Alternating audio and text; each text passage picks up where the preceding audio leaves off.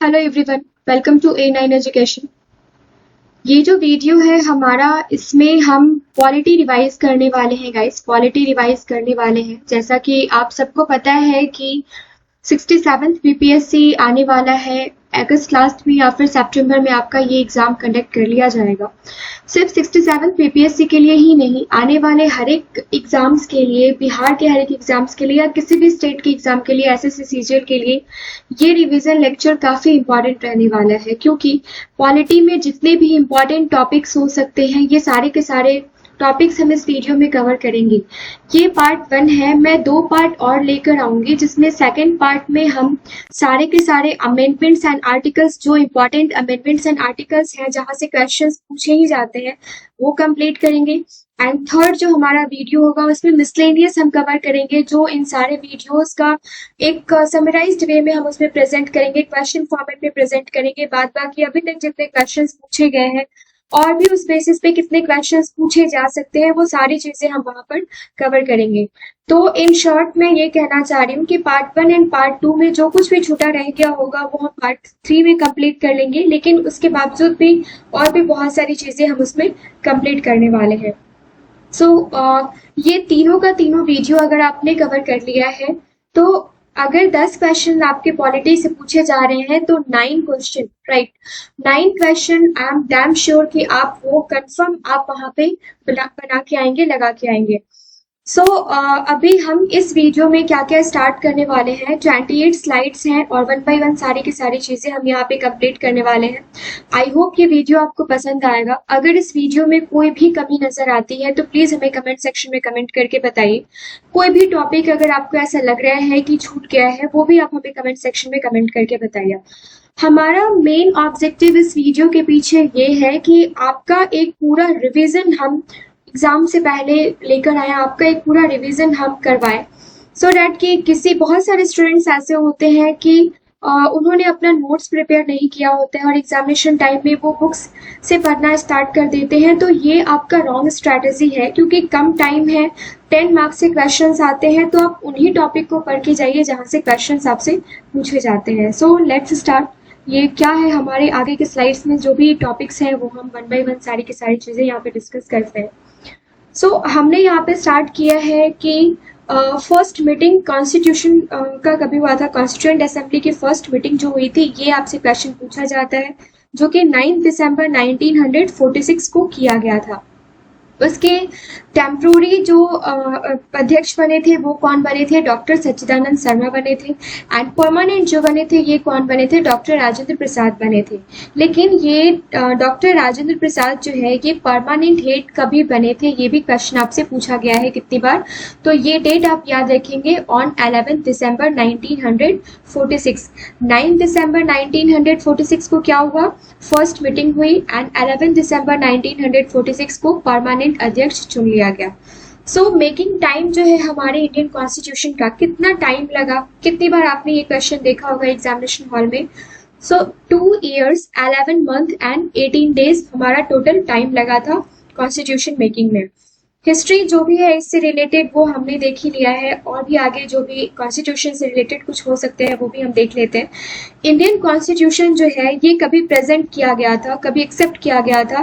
तो 26 नवंबर 1949, ये डेट आप याद रखेंगे। यहाँ पे जो भी डेट मेंशन किया हुआ है ना, ये सारे के सारे डेट काफी इंपॉर्टेंट है। आप इस चीज को नोट डाउन कर लेंगे, पेन डाउन कर लेंगे, क्योंकि एग्जामिनेशन हॉल में डायरेक्ट यहाँ से क्वेश्चन पूछे जाते हैं, फैक्चुअल क्वेश्चन पूछे जाते हैं। तो 26 नवंबर 1949 को क्या हुआ था? कॉन्स्टिट्यूशन को एक्सेप्ट कर लिया गया था। लेकिन पूरी तरीके से इसको इनैक्ट किस डेट को किया गया था? तो ये किया गया था 26 जैन 1950 को। ये जो हमारा इंडियन कॉन्स्टिट्यूशन है इसके कैलीग्राफर कौन है? तो ये है प्रेम बिहारी नारायण रायजादा। काफी इंपॉर्टेंट ये नाम है, इस नाम को आप याद कर लेंगे, कितनी बार क्वेश्चन आपसे डायरेक्ट पूछा जाता है। यहाँ पे टोटल जो कॉन्स्टिट्यूशन जब बन रहा था उस वक्त टोटल मेंबर्स कितने प्रेजेंट थे गाइस? तो ये थे 299 मेंबर्स प्रेजेंट थे। जो हमारा कॉन्स्टिट्यूशन है उसका नेचर क्या है? तो पार्टली हार्ड है एंड पार्टली फ्लेक्सिबल है। आप देख रहे होंगे कि वही सारे टॉपिक्स हैं, वही सारे पॉइंट्स हैं इनफैक्ट जो एग्जामिनेशन हॉल में पूछे जाते हैं। तो ये रिवीजन नोट्स ही हैं। हमने ऐसा नहीं किया है कि आपको एक हर एक टॉपिक पे अलग अलग नोट्स दिया नहीं, उसमें काफ़ी टाइम लगेगा और हमारे पास काफ़ी कम टाइम है।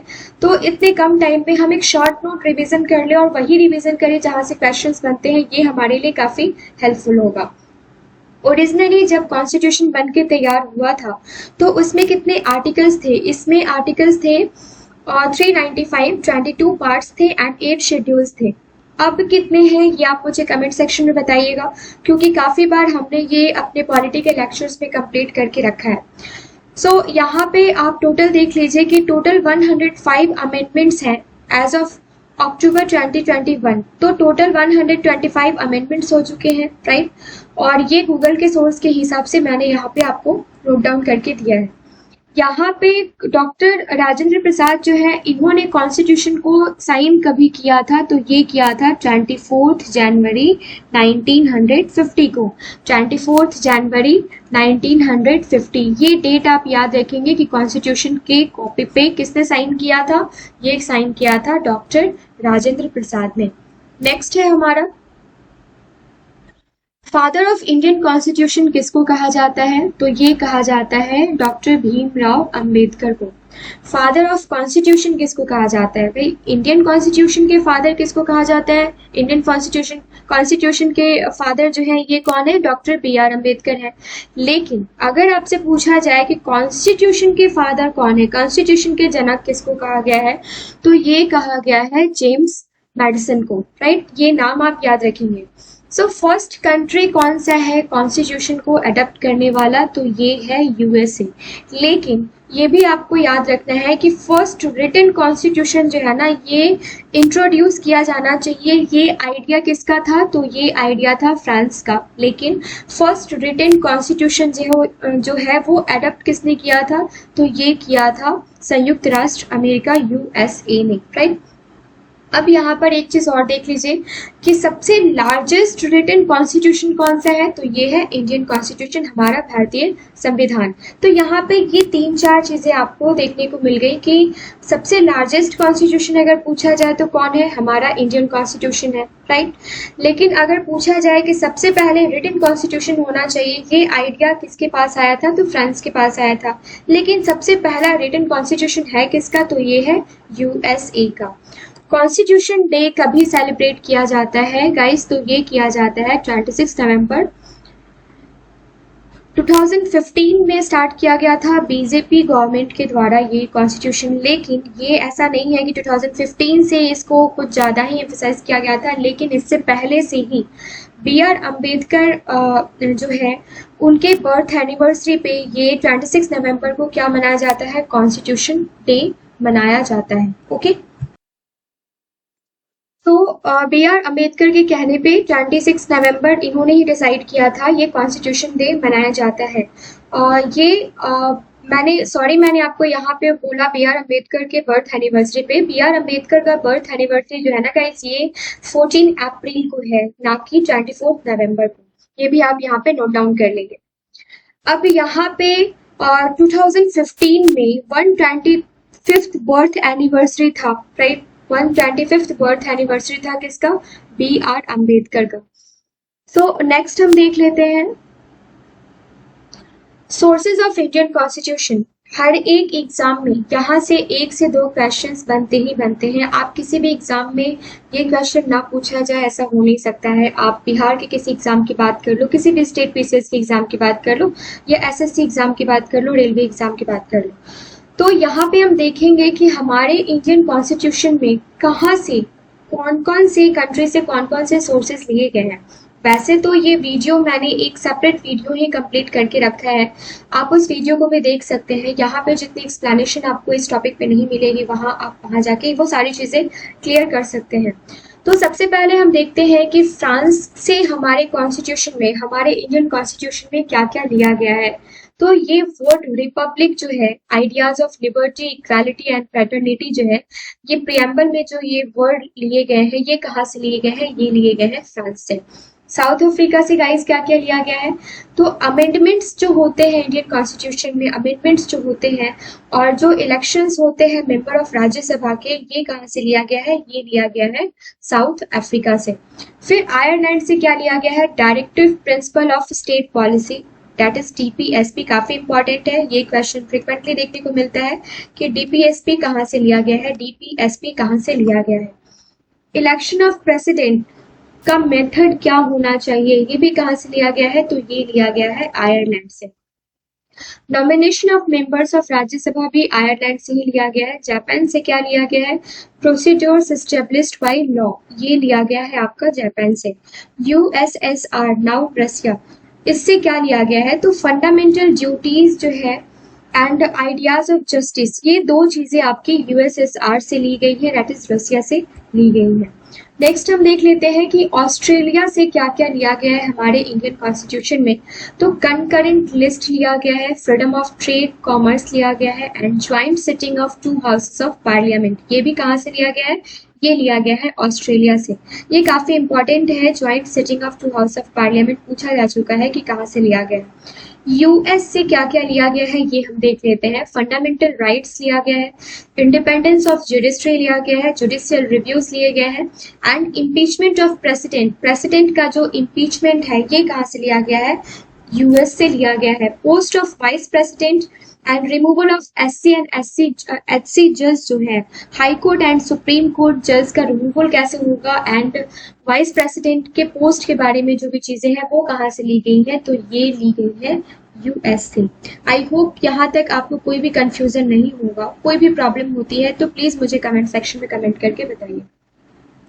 फिर यूएस के बाद हम देखते हैं कि यूके से क्या क्या लिया गया है, तो पार्लियामेंट्री गवर्नमेंट लिया गया है, rule of law, legislative procedure, single citizenship, ये काफी इंपॉर्टेंट है। फिर ये वर्ड आप यहाँ पे याद रखेंगे कि सिंगल सिटीजनशिप जो है ये कहाँ से लिया गया है, तो ये लिया गया है यूके से। Cabinet system, bicameralism, parliamentary privilege and prerogative writs, ये सारे के सारे कितने रिट्स हैं ये हम आगे देखेंगे। ये सारे के सारे कहाँ से लिए गए हैं, तो ये लिए गए हैं आपके यूके से। जर्मनी से क्या क्या लिया गया है, सस्पेंशन ऑफ फंडामेंटल राइट्स लिया गया है। फंडामेंटल राइट्स का सस्पेंशन जो है वो कब होना चाहिए, कौन कौन सा राइट सस्पेंड हो सकता है, ये सारी चीजें कहाँ से ली गई है, तो ये ली गई है जर्मनी से, राइट। इमरजेंसी के टाइम में ये सस्पेंशन होता है, ये भी आपको पता है। गवर्नमेंट ऑफ इंडिया एक्ट 1935 से ये 2-3 चीजें यहाँ से पूछी जाती हैं कि गवर्नमेंट ऑफ इंडिया एक्ट 1935 से क्या क्या लिया गया है, तो reserve bank of India and establishment of federal, provincial and joint public service commission, जैसे आपका यूपीएससी जो है, ज्वाइंट पब्लिक सर्विस कमीशन, ये सारी चीजें जो है ये कहाँ से लिया गया है, ये गवर्नमेंट ऑफ इंडिया एक्ट 1935 से लिया गया है। ओके, नेक्स्ट स्लाइड में हम देखने वाले हैं कि ड्राफ्टिंग कमेटी, यहाँ से क्वेश्चंस पूछा ही जाता है। तो जैसा कि हम सबको पता है कि ड्राफ्टिंग कमेटी में कितने मेंबर्स थे, तो टोटल 7 मेंबर्स थे, 6+1। ये फर्स्ट कौन थे, तो ये फर्स्ट थे हमारे डॉक्टर BR अम्बेडकर, जो ड्राफ्टिंग कमेटी के चेयरमैन थे, या यूं कह लीजिए कि हेड थे, हेड ऑफ ड्राफ्टिंग कमेटी। तो फर्स्ट प्रेसिडेंट जो थे ड्राफ्टिंग कमेटी के, फर्स्ट चेयरमैन जो थे, ये कौन थे, डॉक्टर BR अम्बेडकर। उसके अलावा भी आपसे 6 नाम पूछा जाता है। क्या किया जाता है कि आपको 3-4 नाम दे दिए जाते हैं ऑप्शंस में, और आपसे पूछा जाता है कि इसमें से कौन कौन से थे या फिर कौन कौन से नहीं थे। यहाँ से फ्रिक्वेंटली एक और क्वेश्चन बनाया जाता है कि किसके जगह पे किसको रिप्लेस किया गया था, तो ये 2 नाम है जो आपको साथ ही साथ याद रखना पड़ेगा। तो चलिए 1 बाय 1 सारे के सारे जो 6 मेंबर्स थे और जो हेड थे वो तो हमने देख लिया कि डॉक्टर BR अम्बेडकर थे। अब जो ये 6 मेंबर्स है वो हम 1 बाय 1 देख लेते हैं। तो पहले जो मेंबर थे ड्राफ्टिंग कमेटी के वो थे KM मुंशी, मोहम्मद सदाउल्लाह, अल्लादी कृष्णा स्वामी अय्यर, गोपाल स्वामी अयंगर, और उसके बाद N माधव राव के बारे में पूछा जाता है कि N माधव राव ने किसको रिप्लेस किया था, तो ये किया था BL मित्तर को, राइट। और TT कृष्णामाचारी, ये 2 नाम काफी इंपॉर्टेंट है कि N माधव राव और TT कृष्णामाचारी, इन्होंने किसको किसको रिप्लेस किया था, तो N माधव राव ने किसको रिप्लेस किया था गाइस, ये किया था BL मित्तर को, और टीटी कृष्णामचारी ने किसको रिप्लेस किया था? तो ये किया था डीपी खेतान को। फिर से हम देख लेते हैं K M Munshi, Mohammad Sadaullah, Alladi Krishna Swami Ayyar, Gopal Swami Ayyangar and Madhava Rao, जो कि जिन्होंने रिप्लेस किया था बीएल मित्तर को। और डीपी खेतान को किसने रिप्लेस किया था गाइस? ये किया था किसने? टीटी कृष्णामचारी ने। आई होप यहाँ तक सारी चीजें कवर है। वन बाय वन मैं सारे के सारे स्लाइड्स आपके सामने लेके आ रही हूँ। वीडियो के अंत में आप मुझे प्लीज बताएंगे ऐसा कुछ टॉपिक अगर ऐसा लगता है कि मैं इस वीडियो में कवर करना भूल गई हूँ तो मैं नेक्स्ट वीडियो में जरूर उसको इंक्लूड करूँगी। ड्राफ्टिंग कमेटी से रिलेटेड कुछ और भी पॉइंट्स हैं जहाँ से क्वेश्चंस बनाए जाते हैं, वो क्या है वो भी हम यहाँ पे कवर कर लेते हैं। सबसे पहले तो हम ये देख लेते हैं कि कॉन्स्टिट्यूएंट असेंबली ने कब ड्राफ्टिंग कमेटी को अपॉइंट कभी किया था, कब बनाया था ड्राफ्टिंग कमेटी को? तो 29 अगस्त 1947, काफी इंपॉर्टेंट डेट है ये। 29 अगस्त 1947 को क्या बनाया गया था? ड्राफ्टिंग कमेटी बनाया गया था।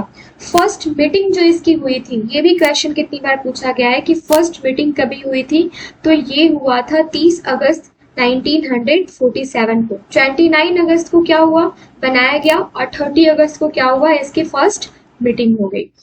तो यहाँ पे जो भी है ये ड्राफ्टिंग कमेटी जो बनाया गया था, बहुत सारे चेंजेस के साथ, बहुत सारे नए नए चेंजेस के साथ, क्या क्या चेंज होना चाहिए वो सब कुछ को इंक्लूड करते हुए ड्राफ्टिंग कमेटी ने अपना रिपोर्ट सबमिट कर दिया था प्रेसिडेंट को कॉन्स्टिट्यूएंट असेंबली के। कब ये सबमिट कर दिया था? ये कर दिया था 21 फैब 1948 को। इसके साथ साथ एक और चीज आप यहाँ पे नोट कर लेंगे कि 166 सिटिंग हुई थी कॉन्स्टिट्यूएंट असेंबली की, जिसमें से 144 सिटिंग जो है, टोटल 144 सिटिंग, ये सिर्फ और सिर्फ ड्राफ्टिंग कमेटी से ही रिलेटेड थी। ये भी क्वेश्चन पूछा जा सकता है। नेक्स्ट हम देख लेते हैं कि यहाँ पे आप देख लीजिए एक और चीज ड्राफ्टिंग कमेटी से रिलेटेड कि 4 नवंबर 1948 को अंबेडकर ने क्या किया? Drafted constitution, presented draft constitution in constituent assembly. जो ड्राफ्टिंग कमेटी का क्या काम क्या था? जो भी नए नए चेंजमेंट थे, जो भी चेंजेस लाने जाने थे, वो सब के साथ डॉक्टर अंबेडकर ने 4 नवंबर 1948 को क्या किया? ये प्रेजेंट कर दिया कॉन्स्टिट्यूएंट असेंबली में। लेकिन अभी यहाँ पे बिल्कुल भी कंफ्यूज नहीं होना है स्टेट के साथ। यहाँ पे मैंने आपको बताया कि 21 फैब 1948 को क्या किया गया था? तो ये जो 6 मेंबर्स थे, इन्होंने प्रेजेंट कर दिया था अंबेडकर को 21 फैब 1948 को। और उसके बाद डॉक्टर भीमराव अंबेडकर ने क्या किया था? 4 नवंबर 1948 को इन्होंने कॉन्स्टिट्यूएंट असेंबली के सामने प्रेजेंट कर दिया था। ड्राफ्टिंग कमेटी के हेड ने कॉन्स्टिट्यूएंट असेंबली के सामने इसको प्रेजेंट कर दिया था, राइट। अब यहाँ पे कुछ इंडिपेंडेंट मिनिस्टर्स थे उस वक्त। कुछ मिनिस्टर्स जो है ये हमेशा आपसे क्वेश्चंस में पूछे जाते हैं। इसके रिगार्डिंग भी हमने एक सेपरेट वीडियो कंप्लीट करके रखा है, वो वीडियो आप जाकर देख लेंगे, पॉलिटी वाले प्लेलिस्ट में आपको इजिली अवेलेबल हो जाएगा। फर्स्ट इंडिपेंडेंट लॉ मिनिस्टर कौन थे? फ्री इंडिया के कौन थे? तो ये थे doctor B R Ambedkar. First home minister कौन थे? तो ये थे Vallabh Bhai Patel. And first education minister जो थे हमारे, ये कौन थे? डॉक्टर अब्दुल कलाम आजाद थे। फर्स्ट प्राइम मिनिस्टर, जैसा कि आप सबको पता है, पंडित जवाहरलाल नेहरू थे। नेक्स्ट हम देख लेते हैं जनगण मन। ये काफी इंपॉर्टेंट है, यहाँ से क्वेश्चंस बनते हैं, चाहे हमारा नेशनल एंथम हो या नेशनल सॉन्ग हो। यहाँ से क्वेश्चंस आपको हिस्ट्री में भी पूछा जा सकता है एंड पॉलिटी में भी आपसे ये क्वेश्चन पूछा जा सकता है। तो जनगण मन जो है, इसको एज ए नेशनल एंथम कब इसको एक्सेप्ट किया गया, कब गाया गया, किसके द्वारा लिखा गया, ये हम यहाँ पे देखने वाले हैं। तो एज अ नेशनल एंथम इसको 24 जैन 1950, इस डेट को याद रखेंगे। इसको फर्स्ट ऑफ ऑल कभी गाया गया था? तो ये गाया गया था 27 दिसंबर 1911 को Kolkata session of INC, Indian national Congress के आईएनसी सेशन में। अगेन मैं कहना चाहूंगी कि आईएनसी से रिलेटेड वीडियो भी हमने कवर कर रखा है, कौन कौन सा सेशन कहाँ हुआ, कौन कौन से सेशन में क्या क्या हुआ, उसके हेड कौन थे, वो सारी चीजें वहां पे आप जाकर रिवाइज कर सकते हैं। सो 52 सेकेंड्स टोटल टाइम होते हैं जनगण मन को गाने के लिए। The text was first published in year 1905। 1905 में फर्स्ट इस टेक्स्ट को पब्लिश किया गया था, लेकिन 1905 से related history point of view से अगर आप देखेंगे तो क्या था, पार्टीशन ऑफ बंगाल। इस सॉन्ग में जनगण मन ने बहुत ही इम्पोर्टेंट, बहुत ही वाइटल रोल प्ले किया था। वो जो पार्टीशन ऑफ बंगाल था और स्वदेशी मूवमेंट था, उसमें काफी इम्पोर्टेंट भूमिका इसमें प्ले की थी इसने। तो in an issue of Tattvabodhini पत्रिका, तत्वबोधिनी पत्रिका से ये भी आप नाम याद रखेंगे। तो इसके किसके द्वारा लिखी गई थी ये जनगण मन जो है, ये किसके द्वारा लिखा गया था, तो ये लिखा गया था रविंद्रनाथ टैगोर के द्वारा। बंगाली में लिखा गया था, ओरिजिनली ये बंगाली में लिखा गया था, हिंदी में नहीं। तो यहाँ पे आप बिल्कुल भी कंफ्यूज नहीं होंगे कि कौन से लैंग्वेज में लिखा गया था। लेकिन 24 जैन 1950, ये जो डेट आप देख रहे हैं 24 जैन 1950, इस दिन को एडप्ट कर लिया गया था कि ये जो जनगण मन है, ये जो जनगण मन है जिसने काफी इंपॉर्टेंट रोल प्ले किया कभी 1905 के बंगाल, पार्टीशन ऑफ बंगाल के टाइम में, राष्ट्रीय एकता का प्रतीक माना जाने लगा था उस वक्त इस सॉन्ग को। तो इसको दर्जा दिया गया 24 जैन 1950 को। किस चीज का दर्जा दिया गया, नेशनल एंथम का, कि हमारे इंडिया का नेशनल एंथम होगा जनगण मन, जो कि लिखा गया है रविंद्रनाथ टैगोर के द्वारा, जो कि बंगाली में लिखा गया था। नेक्स्ट हम देख लेते हैं जनगण मन के बाद वंदे मातरम हम कैसे छोड़ सकते हैं, क्योंकि क्वेश्चंस तो यहाँ से भी बनते हैं। तो ये नेशनल सॉन्ग है, बिल्कुल भी कंफ्यूज नहीं होना है। कितने सारे स्टूडेंट्स जिन्होंने स्टार्टिंग ही करा है अभी प्रिपरेशन करना, वो काफी सारे ऐसे भी स्टूडेंट्स होते हैं जो कंफ्यूज हो जाते हैं कि जनगण मन क्या है एंड वंदे मातरम क्या है। तो जनगण मन जो है आपका नेशनल एंथम है एंड वंदे मातरम जो है आपका नेशनल सॉन्ग है। अब ये वंदे मातरम किनके द्वारा लिखा गया था, तो ये लिखा गया था बंकिम चंद्र चटर्जी के द्वारा। ओरिजिनली ये जो लिखा गया था संस्कृत में लिखा गया था। जनगण मन किस में लिखा गया था, बंगाली में लिखा गया था, बांग्ला में लिखा गया था। एंड जो ये आपका वंदे मातरम है, ये गाइस लिखा गया था संस्कृत में। तो यहाँ पे ये जो है, ये इसने भी काफी इंपॉर्टेंट रोल प्ले की थी 1905 में, ठीक है, बंगाल डिवीजन के टाइम में। तो ये दोनों की दोनों चीजें आप याद रखेंगे। ये नेशनल सॉन्ग की तरह कभी इसको एक्सेप्ट किया गया था 1937 में, अगेन आईएनसी सेशन में, और नेहरू जी के द्वारा इसको नेशनल सॉन्ग का दर्जा दिया गया था। Okay,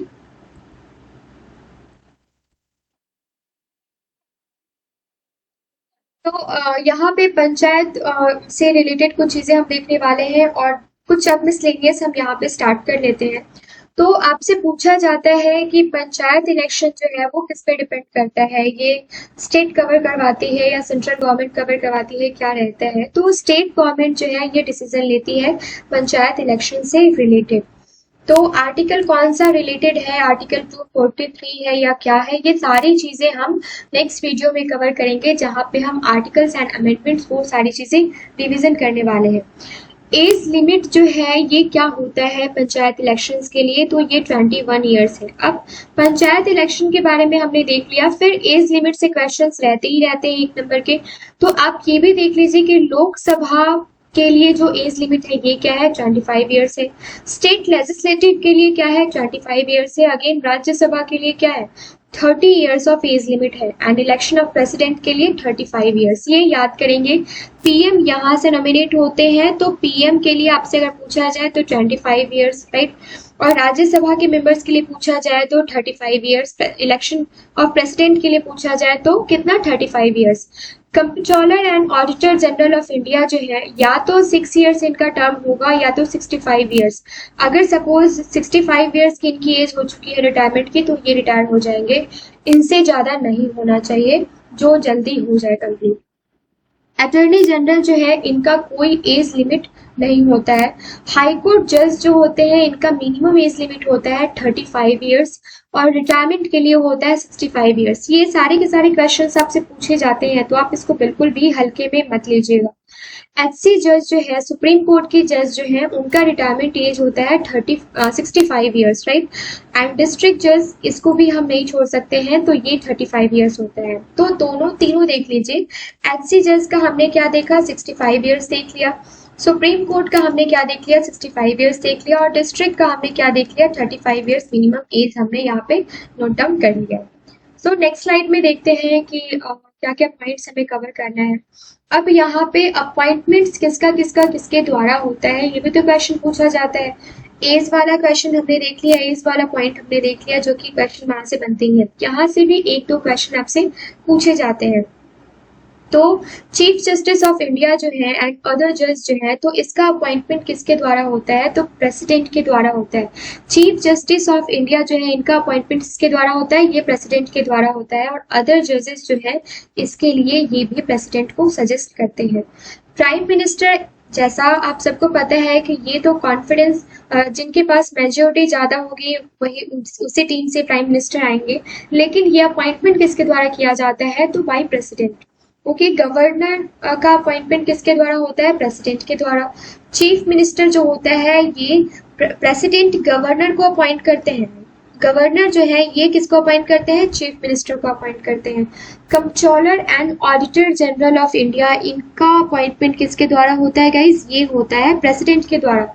attorney general of India का भी सेम आप प्रेसिडेंट ही लेकर चलेंगे। एंड मेंबर्स ऑफ लोकसभा, ये डायरेक्टली इलेक्टेड होते हैं। ओके, नेक्स्ट है हमारा कि कितनी इमरजेंसीज होती हैं, यहाँ से भी क्वेश्चन पूछा जाता है। तो टोटल 3 इमरजेंसीज होती हैं, जिसमें नेशनल इमरजेंसी जो है वो आर्टिकल 352 में आता है। स्टेट इमरजेंसी जो काफी बार लग चुका है, ये आर्टिकल 356 में आता है। एंड फाइनेंशियल इमरजेंसी जो अभी तक एक बार भी नहीं लगा है, आई होप आगे भी इंडिया को इसका सामना ना करना पड़े। तो ये कितनी बार, ये कौन से आर्टिकल में आता है, ये आर्टिकल 360 में आता है। तो ये स्टेट इमरजेंसीज तो हम नहीं देखेंगे, क्योंकि काफी बार लग चुका है, ये इतना इम्पोर्टेंट नहीं है कि कब कब लगा है। लेकिन नेशनल इमरजेंसी काफी इम्पोर्टेंट है, ये 3 टाइम लगा है, और कब कब लगा है ये भी आपसे क्वेश्चन पूछा जाता है। तो नेशनल इमरजेंसी जो है, ये इंडिया में 3 टाइम्स लगा है। कब कब लगा है गाइस, ये लगा है 1962 से लेके 1968 तक। ये इंडो चाइना वार के टाइम में लगा था, एक्सटर्नल एग्रेशन के इफेक्ट के कारण लगा था, राइट। इंडिया के अंदर ऐसा कुछ भी नहीं था, एक्सटर्नल ये आउटकम था। 1971 में फिर लगा था इंडो पाकिस्तान वॉर के टाइम में, जिस वक्त हमारे प्रेसिडेंट कौन थे, वी गिरी। एंड 1975 से लेके 1977 तक ये क्यों लगा था, ये इंटरनल डिस्टरबेंस के कारण लगा था। उस वक्त हमारे जो प्रेसिडेंट थे वो थे फखरुद्दीन अली अहमद। लेकिन उस वक्त जो प्राइम मिनिस्टर इंदिरा गांधी जो थी, ये इन्हीं की वजह से नेशनल इमरजेंसी ये घोषित किया गया था। 21 मंथ तक ये चला था। काफी विवादास्पद था ये सिचुएशन, जो कि आपको हमारे नेक्स्ट वीडियोज में देख सकते हैं, या फिर ये सारा का सारा स्टोरी अगर आपने पॉलिटी पढ़ा है या कुछ भी पढ़ा है तो आपको नॉलेज होगा ही।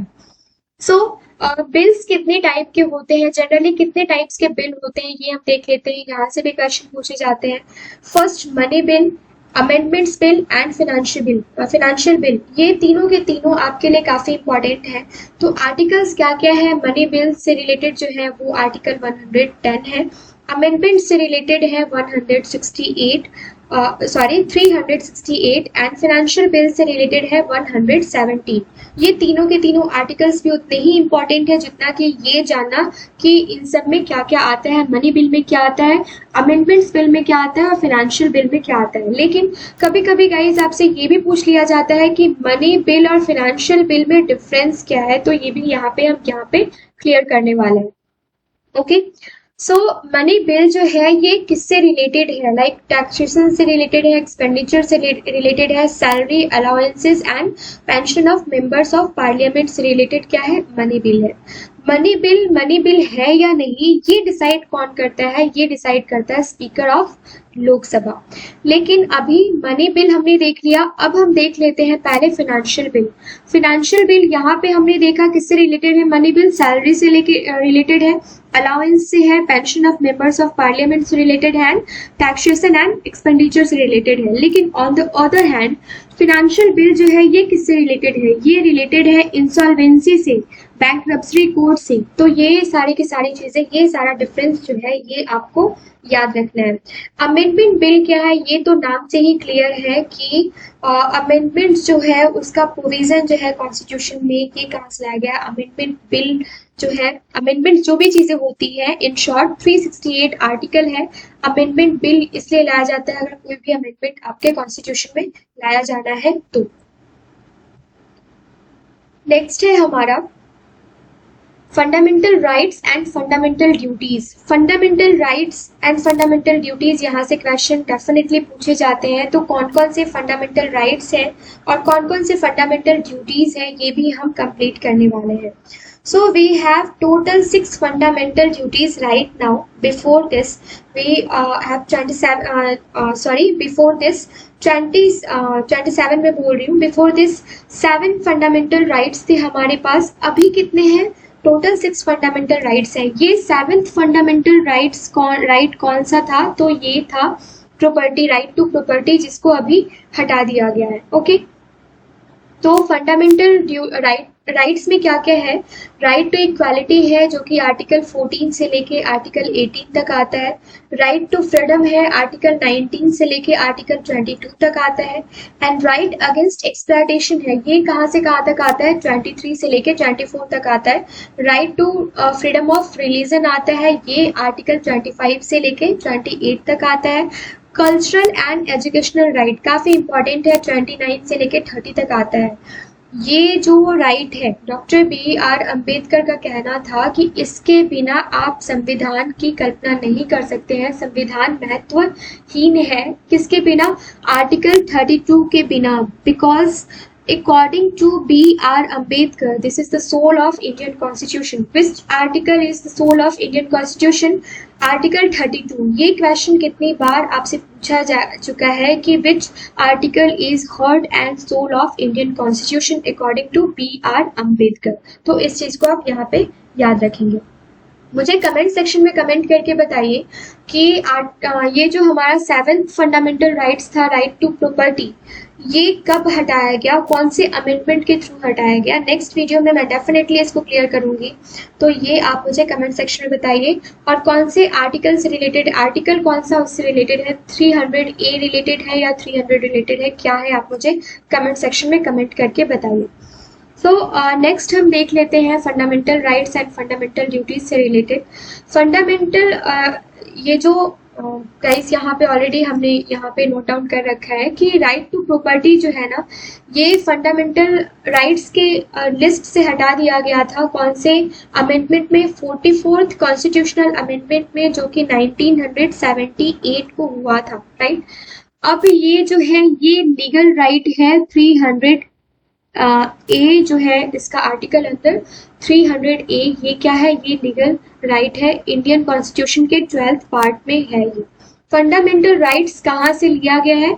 तो ये लिया गया है USA से।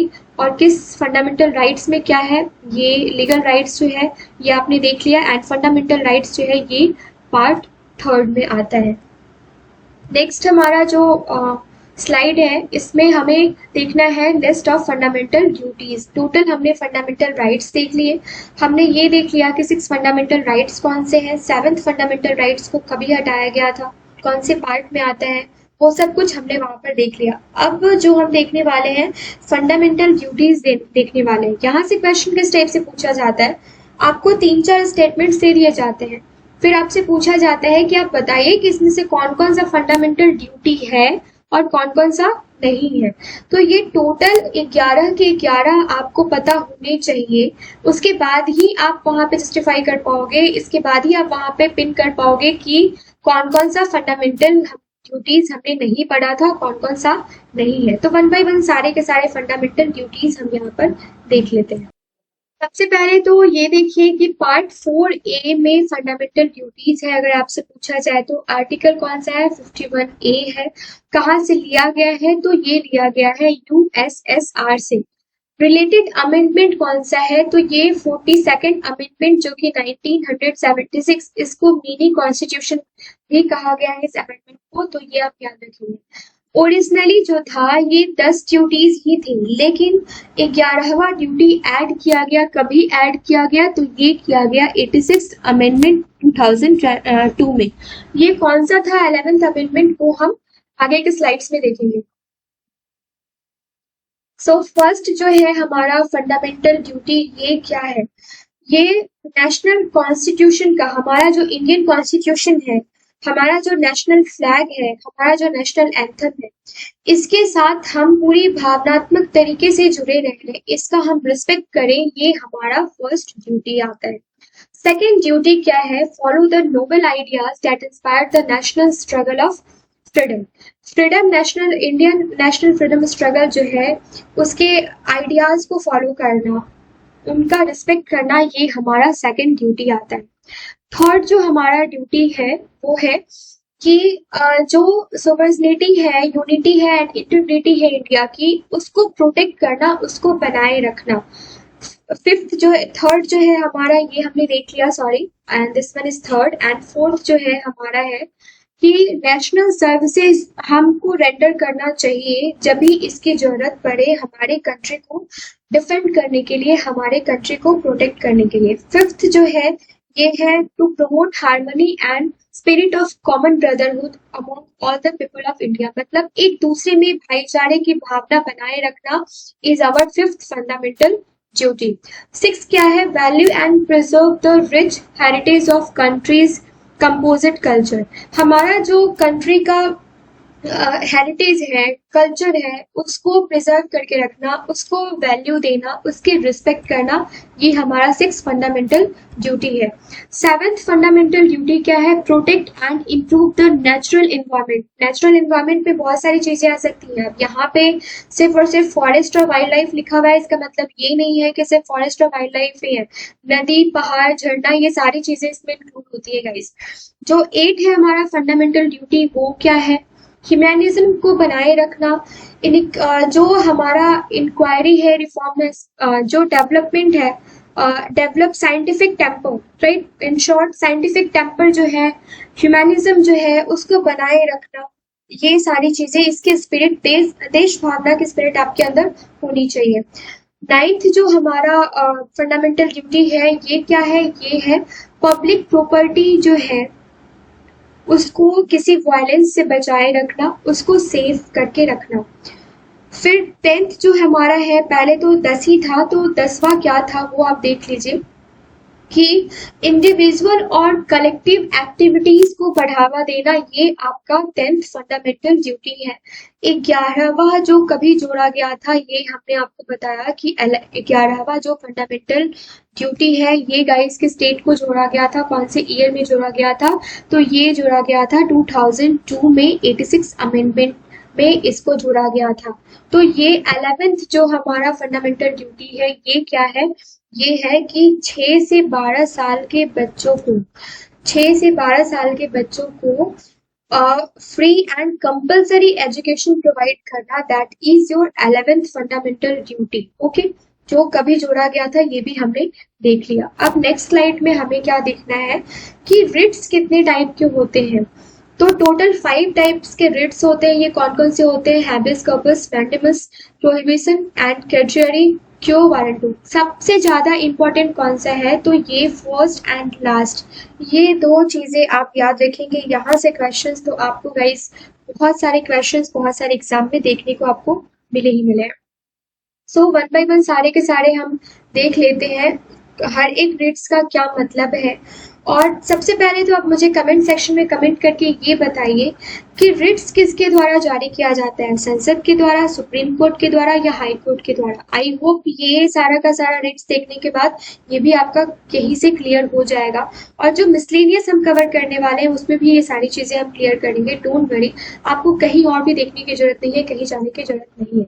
सो हैबिस कॉर्पस में क्या क्या है, तो इसका मतलब ही होता है, इसका मीनिंग ही होता है कि to have a body of, कोई एक बॉडी होना चाहिए। हैबिस कॉर्पस का मतलब ही यही होना चाहिए होता है। एचसी और सुप्रीम कोर्ट और हाई कोर्ट ये जो है ये इशू कर सकती है रिट्स, प्राइवेट के अगेंस्ट भी एंड पब्लिक के अगेंस्ट भी।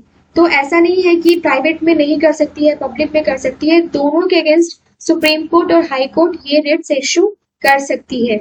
लेकिन कहाँ नहीं कर सकती है, जहाँ पे ये जुरिस्डिक्शन के मतलब आउटसाइड द जुरिस्डिक्शन, मतलब वो कोर्ट के दायरे में नहीं आता है। And detention is lawful, lawful detention में ये रिट्स आप हैबिस कॉर्पस जो है ये आप इशू नहीं कर सकते हैं, राइट। में होता क्या है कि सुप्रीम कोर्ट और हाई कोर्ट ये ऑर्डर करती है कि आपने जिस पर्सन को अरेस्ट किया है उसको आप सुप्रीम कोर्ट और हाई कोर्ट के सामने प्रेजेंट करें। बस इतना ही आप यहाँ पर याद कर लीजिए, इतने से ही आपका क्वेश्चन एग्जामिनेशन हॉल में बन जाता है। सेकेंड जो रेट से हमारा ये है मैंडेमस। मैंडेमस का मतलब क्या होता है, वी कमांड, हम कमांड करेंगे, करते हैं। तो ये किसके अगेंस्ट इशू नहीं किया जा सकता है, ये नहीं किया जा सकता है प्राइवेट के अगेंस्ट, प्राइवेट इंडिविजुअल्स के अगेंस्ट ये इशू नहीं किया जा सकता है। तो किसके अगेंस्ट किया जा सकता है, तो यहाँ पे पब्लिक में किया जा सकता है। And this is used by the court to order the public officials, right, public officials who has failed to perform his duty or resume to do so। मतलब कोई पब्लिक ऑफिशियल जो है वो अपने ड्यूटी को परफॉर्म नहीं कर पा रहा है या फिर वो परफॉर्म करना भी नहीं चाह रहा है, उसके अगेंस्ट में ये जो मैंडेमस रेट्स है ये इशू कर सकती है court. Okay, so can't be issued against Chief Justice of High Court acting in judicial capacity। तो जो चीफ जस्टिस है इनके अगेंस्ट नहीं किया जा सकता। अब आप ये नहीं सोचिए कि पब्लिक ऑफिशियल है तो यहाँ पे किया जा सकता है, ये आप एक याद रखेंगे एक्सेप्शन कि इनके अगेंस्ट नहीं किया जा सकता। सो नेक्स्ट हम देख लेते हैं मैंडेमस के बाद प्रोहिबिशन। ये क्या है, इसका मतलब होता है to forbid. Okay, it can't be issued against administrative authorities, administrative authorities के अगेंस्ट नहीं किया जा सकता, लेजिस्लेटिव बॉडी के अगेंस्ट नहीं किया जा सकता, प्राइवेट इंडिविजुअल्स और बॉडीज के अगेंस्ट भी नहीं किया जा सकता है। ये आप यहाँ पे नोट डाउन कर लेंगे। Can only B issued against judicial and कसाई जुडिशियल अथॉरिटी। तो किसके अगेंस्ट किया जा सकता है और किसके अगेंस्ट नहीं किया जा सकता है ये हमने यहाँ पे देख लिया। ओके, ये कोर्ट जो है हायर पोजीशन पे जो कोर्ट होती है, हाई कोर्ट जो होती है, ये लोअर कोर्ट्स के लिए भी ये रिट्स जारी करती है अगर उनको ऐसा लगता है कि कोई भी जो न्याय है या फिर कुछ भी जो केसेस हैं वो पेंडिंग है और वो काफी दिनों से उस पर कोई भी केसेस पे कोई संज्ञान नहीं लिया जा रहा है। सो ये फोर्थ जो है आपका कर्चरी रिट्स जो है ये कहाँ है, ये कैसा है, ये हम देख लेते हैं। टू बी सर्टिफाइड और टू बी इन्फॉर्म, इसका मीनिंग आपसे अगर पूछा जाए, सबका मीनिंग भी मैंने यहाँ पे नोट डाउन करके रखा है, अगर आपसे पूछा जाए तो आप यहाँ पे क्या बताएंगे, टू बी सर्टिफाइड। तो ये जो कर्चरी रिट्स है ये किसके द्वारा इशू किया जा सकता है, किसके अगेंस्ट में इशू किया जा सकता है, ये भी हम देख लेते हैं। ये एक्सेस जुरिस्डिक्शन जो है एंड लैक ऑफ जुरिस्डिक्शन, ये दोनों केस में जो कुछ एरर हो जाता है, कुछ मिस्टेक्स हो जाते हैं, ये सारे केसेस में ये किया जाता है, इशू किया जाता है। ओके, एंड ये जो है ये ऑलरेडी हमने यहाँ पे कवर कर लिया है कि जो भी जुडिशियरी मिस्टेक्स होते हैं ये भी यहाँ पे कवर करता है। ट्रांसफर केस, पेंडिंग केसेस के केस में भी ये रिट्स इशू किया जाता है। तो नेक्स्ट जो है हमारा ये कर्चरी रिट्स के बाद ये कौन सा रिट्स है ये आप देख लीजिए यहाँ पे, ये है क्यूओ वारंटो। काफी इंपॉर्टेंट है, ये काफी इंपॉर्टेंट है इसलिए आप इसको पेन डाउन कर लेंगे। बाई व्हाट अथॉरिटी और वारंट, ये आपसे पूछा जाता है कि इसका मीनिंग क्या होता है, क्यों वारंटो का मीनिंग क्या होता है। सुप्रीम कोर्ट भी इशू कर सकता है एंड साथ ही साथ कौन इशू कर सकता है, हाई कोर्ट भी इशू कर सकता है। कोर्ट जो है ये लीगल जो मैटर्स होते हैं इसमें इंक्वायर करती है कि ये जैसे पब्लिक ऑफिसेस आप यूं समझ लीजिए कि जैसे कोई भी पब्लिक ऑफिस है उसमें कुछ ऐसा लीगल क्लेम होता है, बहुत सारे ऐसे सेटलमेंट्स होते हैं, वो सारी की सारी चीजें किससे रिलेटेड है, तो इस रिट से रिलेटेड है। ये किस केस में इशू नहीं किया जा सकता है, ये मिनिस्ट्रियल ऑफिस में इसको इशू नहीं किया जा सकता है, और ये प्राइवेट कंपनीज जो होती हैं यहाँ पर इसको इशू नहीं किया जा सकता है। लेकिन कोई भी गवर्नमेंट कंपनीज जो है, कोई भी गवर्नमेंट सेक्टर जो है, वहां पे अगर कुछ पोस्ट से रिलेटेड कुछ ऐसे प्रॉब्लम्स आती है तो वहां पे इस इशू को इस रिट्स को इशू किया जा सकता है। ओके, सो नेक्स्ट है हमारा क्यो वारंटो के बाद ये सारे के सारे हमने देख लिए। ये टोटल 5 रिट्स जो है सुप्रीम कोर्ट, हाई कोर्ट कौन इशू कर सकती है, किसके अगेंस्ट हो सकता है, किसके अगेंस्ट नहीं हो सकता है, ये सारी चीजें हमने इस वीडियो में देखी। अब कुछ इंपॉर्टेंट पॉइंट्स हैं रिट्स से रिलेटेड जो आपसे पूछा जाता है, या फिर यूं कह लीजिए कि हिस्ट्री से रिलेटेड कुछ चीजें आपसे पूछी जाती हैं रिट्स से ऐड करके, वो आप यहाँ पे देख लीजिए। 1950 से पहले, 1950 से पहले कैलकाटा, बॉम्बे और मद्रास, यही तीनों हाई कोर्ट्स जो थे ना गाइस, ये सिर्फ और सिर्फ यही तीनों हाई कोर्ट कैलकाटा, बॉम्बे और मद्रास 1950 से पहले रिट्स इशू कर सकते थे और कोई नहीं कर सकता था। ओके, हाई कोर्ट जो रिट्स इशू करती है ये कौन से आर्टिकल के तहत करती है, ये आपसे पूछा जाता है, तो that is article 226। Article 32, article 32 क्या है आप मुझे बताइए। ये हमने ऑलरेडी पिछले स्लाइड्स में कवर करके रखा है, क्यों इतना इंपॉर्टेंट है ये आपको पता होना चाहिए। Also empowers parliament to authorize only other court to issue these writs, right? तो ये तीनों के तीनों पॉइंट्स भी आपको साथ ही साथ याद रखना है। आई होप ये वीडियो आपको पसंद आया होगा गाइस। ये जो रिवीजन लेक्चर है, जैसा कि मैंने आपको बताया, ये पार्ट 3 है, एंड सेकेंड पार्ट में हम सारे के सारे आर्टिकल्स एंड अमेंडमेंट्स कंप्लीट करने वाले हैं। कोई भी कमी अगर इस वीडियो में नजर आई हो तो आप मुझे कमेंट सेक्शन में कमेंट करके बताइए। मैं डेफिनेटली डैम श्योर उस सारे के सारी चीजों को, उन सारे प्रॉब्लम्स को पार्ट सेकंड में कंप्लीट करने की कोशिश करूंगी। जो भी टॉपिक्स रह गए हैं वो आने वाले वीडियोस में कंप्लीट करने की कोशिश करूंगी। इसका जो पार्ट 3 है मिसलेनियस जो हम कवर करने वाले हैं वो जरूर देखिएगा, वहां से आपके सारे के सारे क्वेश्चंस कवर हो जाएंगे। ये 2-3 घंटे के जो तीनों वीडियोस होंगे ना, इसमें डेफिनेटली आप 10 मार्क्स में से 9 मार्क्स आप कवर कर सकते हैं। सो अगर वीडियो पसंद आया हो तो चैनल को लाइक एंड सब्सक्राइब करना ना भूलिएगा। साथ ही साथ बेल आइकन को भी प्रेस कर लीजिएगा, सो डैट कि कोई भी वीडियो हम अपलोड करते हैं तो आपको टाइम टू टाइम उसका नोटिफिकेशन मिलता रहे। Have a nice day guys, thank you so much.